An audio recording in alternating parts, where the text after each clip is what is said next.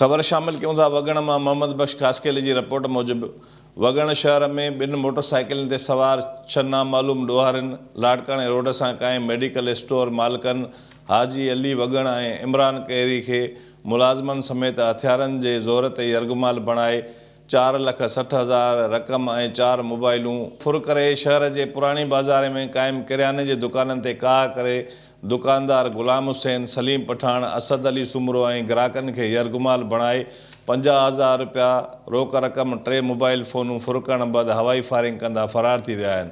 अहिड़ी तरह फुर वाक़िअनि जो इतला वगण थाणे ते ॾिनो वियो जिते SHO मोकल ते हुजण करे पुलिस वारदातुनि वारे हंधि न पहुती।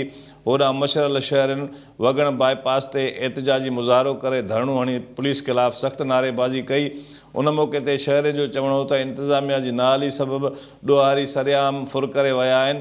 इतला बावजूदि पुलिस न पहुती आहे। जेकॾहिं ॾोहारी गिरफ़्तार न थिया त सख़्त एहतिजाज कयो वेंदो।